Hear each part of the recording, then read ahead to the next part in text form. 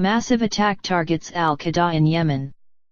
An operation targeting al-Qaeda in the Arabian Peninsula is underway in Abiyan and Jabweh, Yemen, a high-level Yemeni government official who is being briefed on the strikes told CNN on Monday. The official said that the scale of the strikes against AQAP is massive and unprecedented and that at least 30 militants have been killed. The operation involved Yemeni commandos who are now going after high-level AQAP targets, the official said. A day earlier, suspected drone strikes targeted al-Qaeda fighters in Yemen for the second time in 2 days, killing at least a dozen, the government official said. The pre-dawn strikes targeted a mountain ridge in the southern province of Abiyan, the official said. It's the same area where scores of followers of al-Qaeda in the Arabian Peninsula had gathered recently to hear from Nasir al-Wahashi, the head of the terrorist network's Yemeni branch and the global organization's crown prince, the official said. It's too early to tell how many militants were killed, but the number is at least a dozen, the official said. The targets included foreign nationals, the official said, but he provided no details of what their nationalities were. Nor was it clear whether any high-value targets were among the dead and wounded, he said. Yemen's state news agency Saba said 3 strikes targeted an al-Qaeda training camp in the village of Wadi al-Qila, about 450 kilometers 280 miles south of the capital Sana'a. The fighters were preparing to launch attacks against Yemeni and foreign interests in the area, according to a statement from the country's Supreme Security Committee. These strikes destroyed the training facility completely and killed both Yemeni and foreign members, it said. The official said Sunday's raid was a joint U.S.-Yemeni operation.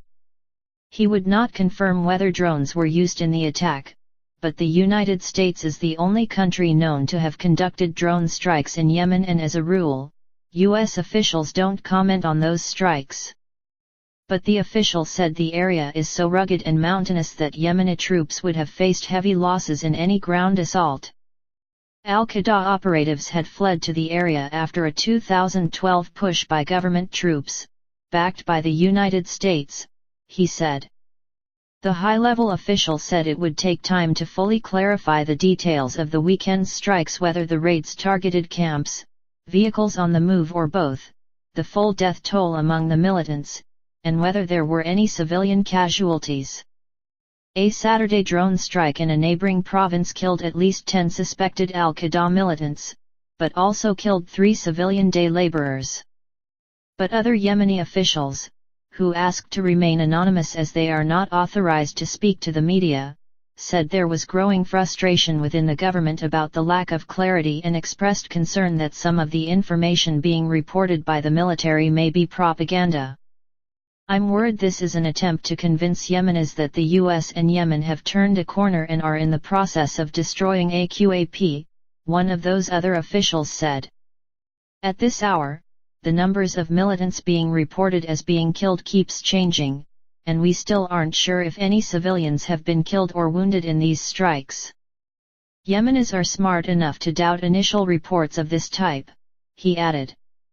If this does turn out to be exaggeration, it will make the people here trust their government even less than they do and fuel growing anger over the drone program.